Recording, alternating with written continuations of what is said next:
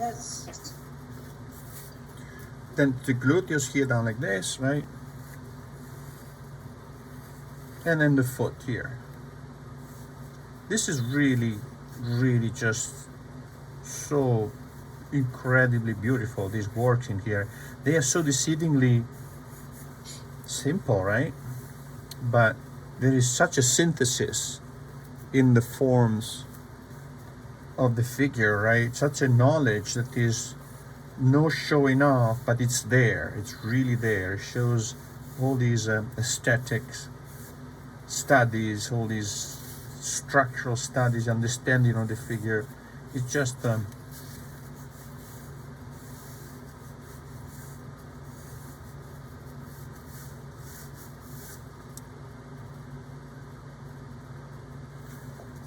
so I'm gonna stop a second, right?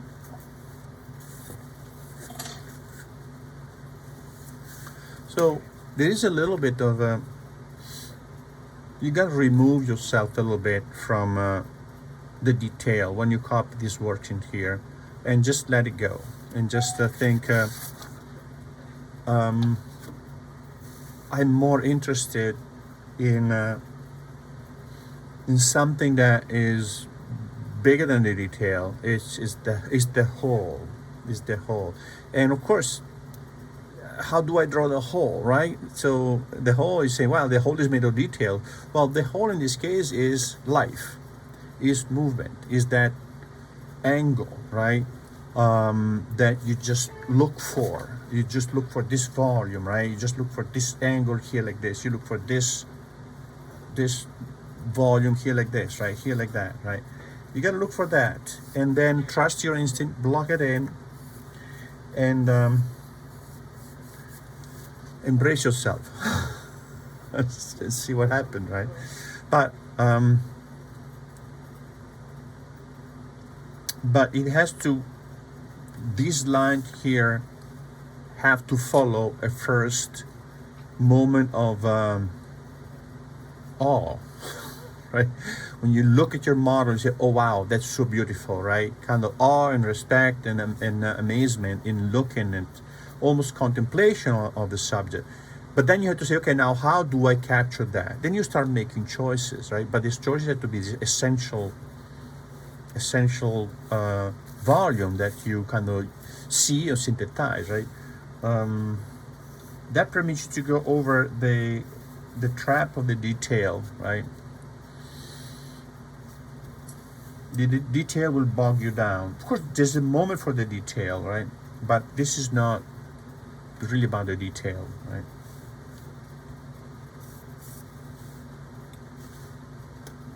So what I try to do now, if you guys let me know when I can go on, right?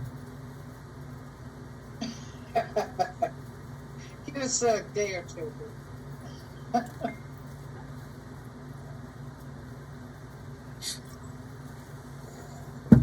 feel like I'm drawing in the dark. Yeah, there is that. There's that, right? That's why I'm insisting. Just you gotta trust your. Eventually, let it go. Trust your, and it's not immediate, right? But Harriet, I was looking at the Degas ballerina, the one you, they're quite good. They're quite good. The only problem is the head, but the mark No. the mark is precise. The hatching is precise, and you know it's. But the drawing is very confident. I think it's one of the best drawing you did. Thank you.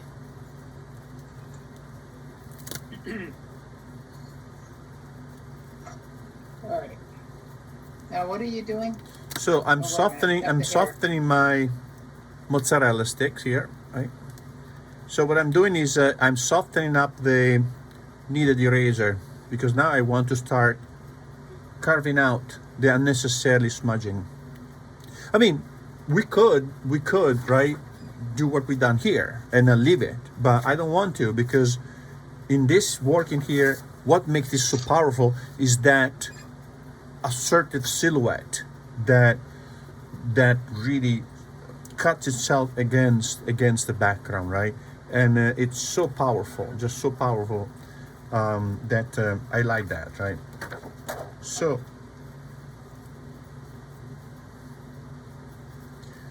So now I'm gonna clean up. Actually, before I clean up here, I want to block in the hair, right? So soft charcoal, I would say, and possibly a stick of charcoal. What? A stick of charcoal like this, right? But it needs to be soft, right? It needs to be soft. So the softest of the nitrum is the round one, right? The nitrum is, I think, the best charcoal you can get, right? Nitrum or Grumbacher. Grumbacher is very good and half the price of nitrum, but it's really hard to find. I don't know why, but but the nitrum charcoal stick, the softest is this round one with this yellow ochre stick.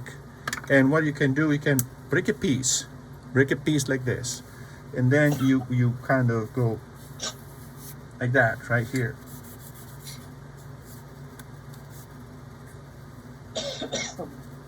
So you're not going to ink that then? No. I thought you said it was inked. Yeah, it looks like it's that smudging looks like charcoal, right? And the caption says inked, but I think that is charcoal, because the ink would be less, wouldn't have that kind of intermediate value there. See that? This one is inked.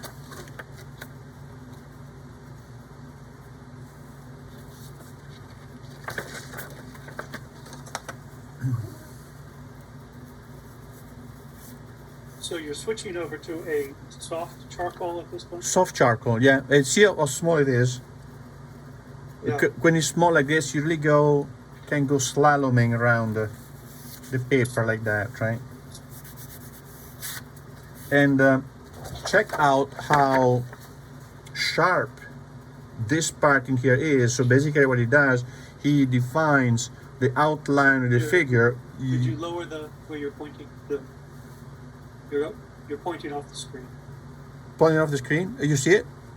I can see it now. Okay. Before you had the image. Okay. See that this part in here, it's so sharp in here. So really, you gotta be careful when you use this to maintain that sharp margin with the charcoal. Don't make it smudged. Now, can we achieve the same thing by putting down some charcoal, soft charcoal, and then smudging it? Try, but I'm afraid that sharp line, you're not gonna be able to do it with the smudging it. But you could do it this right here, like this. Yeah, exactly. Right, like that. But then you might want to go over it, and you gotta be careful. This outline here, that is really obtained with a strong mark, right? That carves out the outline of the figure, right?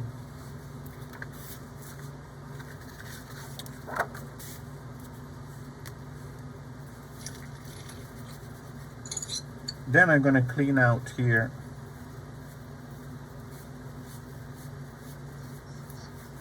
the unnecessary and chisel basically the outline, the silhouette of the figure, right?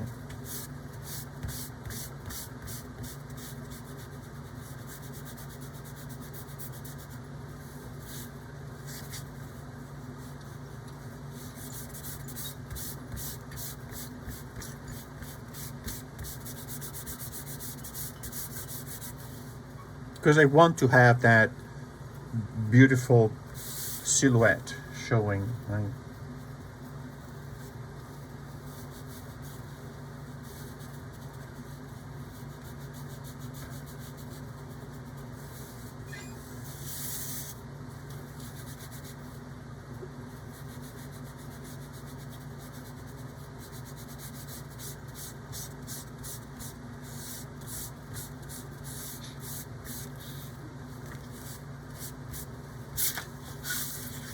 Right.